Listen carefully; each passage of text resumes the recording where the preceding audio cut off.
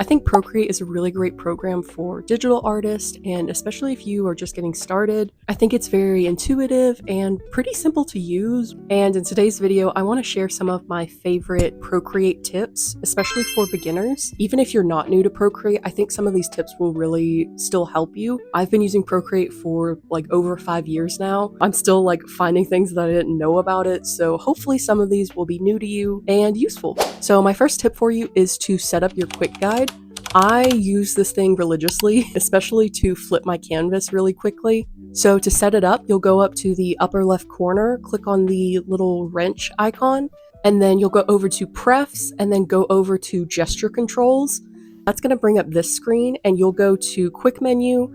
This is where you can choose how you want to bring up this menu. I keep it really easy and just do finger touch. This just allows me while I'm working to just very quickly bring up the menu. Once we go back to our main screen, just use my finger and our menu pops up. You can change these buttons to basically whatever you want. So to change the buttons to a different option, you just press and hold the button. And then after a few seconds, a menu will pop up of a ton of different options, and you can just pick whatever you want. Another tip I have for you is to take advantage of the copy and paste canvas feature. So this is really helpful if you've ever had a random stray speck on your canvas and you're not sure what layer it's on.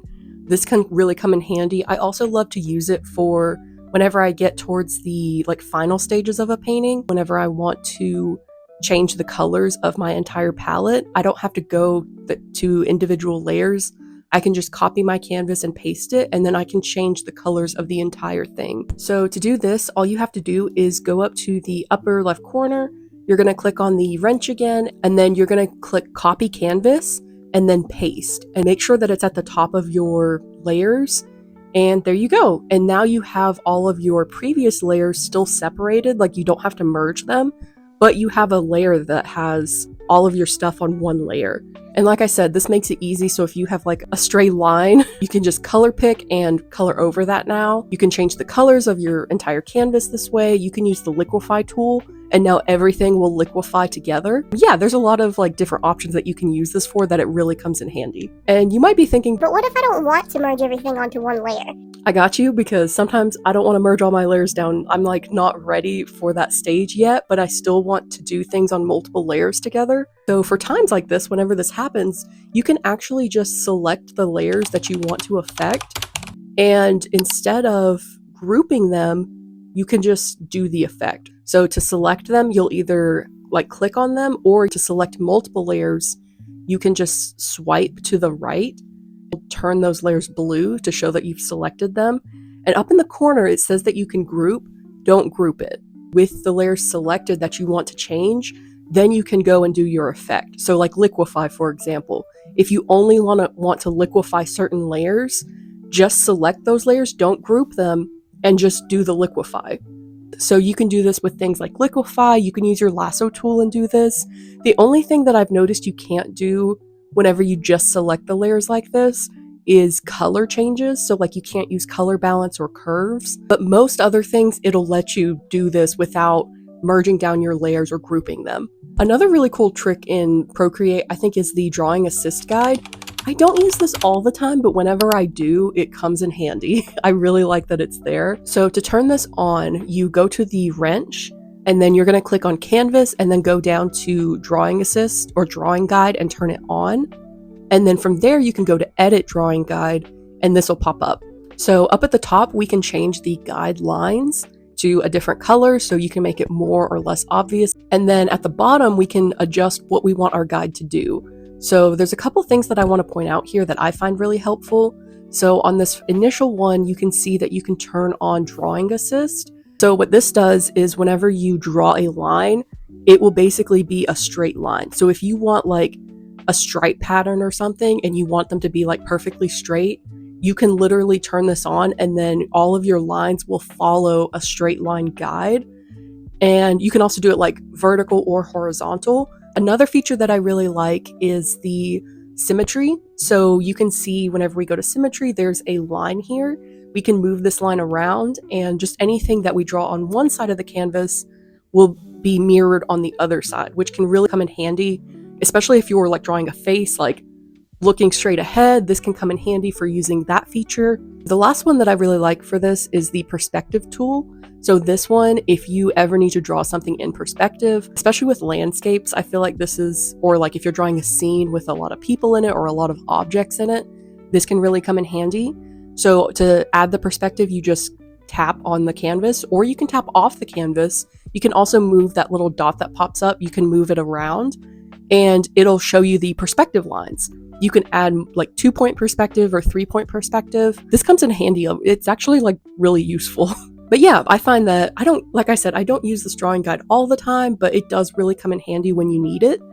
And to turn it off, you just go back to where we turned it on and click the slider so that it turns off. And there you go. So I mentioned a minute ago that the drawing assist had a thing where you could basically make perfectly straight lines. So this is another variation of that. So if you just draw a line and then hold, like don't lift your pencil, just hold it for a minute, it'll actually make that line perfectly straight. And then you can also edit it and move it around if you want.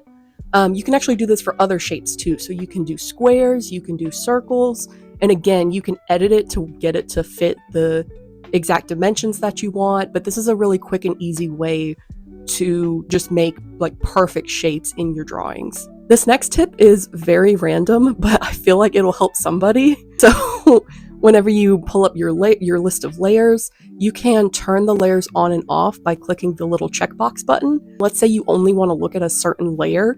If you hold that checkbox button, all of the other layers will turn off. So that way you can isolate that single layer and just look at it and fix it and do whatever. And then whenever you want to turn the rest of the layers back on, you just hold that checkbox again and it'll turn everything back on. I find this really comes in handy if you have a ton of layers. Instead of just like going and checking all the boxes, you can just hold the one that you want and then turn it back on. I think that's really cool.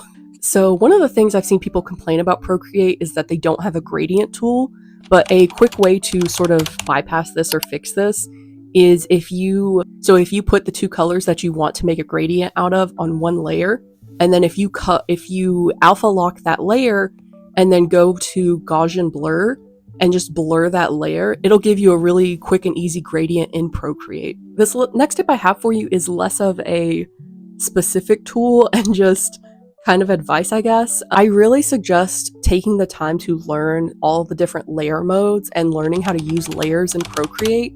I'm going to show you just a couple of things that I like to use. I do have a video that goes a little more in depth on like how to use layers like more step by step, but I really recommend taking the time to figuring it out, because I know for me personally that really helped sort of like elevate my art and help me learn more about, like, I was able to do more cool stuff because I learned how to use layer modes. So I highly recommend it. A couple of things that I really like to do, I love using clipping masks and then doing different layer modes.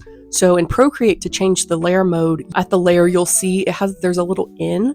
If you just tap the in, a whole list of different layer modes will pop up. Some of the favorites that I like to use are multiply and overlay, soft light, hard light. Those are like my go-to ones.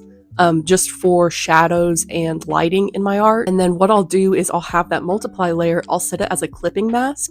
So whenever I do a clipping mask, it'll clip down to the previous layer and it won't go outside of that layer. Another sort of cool way to do this is alpha lock.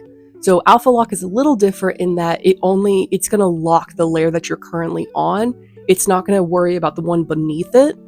But yeah, those are like some of the ways that I really like to use the different layer modes, and just some of the different things you can do with layers. They really come in handy. Like I said, I have a video that goes a little bit more in depth on like how to use layers and just like a quick tutorial on it that you can check out. I'll leave it in the description and I'll put it up above. If you watch some of my other like process videos too, you can see me sort of use those in real time, like see how I use it and how it fits into my workflow. So if you'd like to see more tips and tricks that I share, and if you'd like to see some behind the scenes content, you can consider supporting me on Patreon. Other than that, that's all I have for you guys. I hope you guys have a great week, and I will see you guys in the next video. Bye!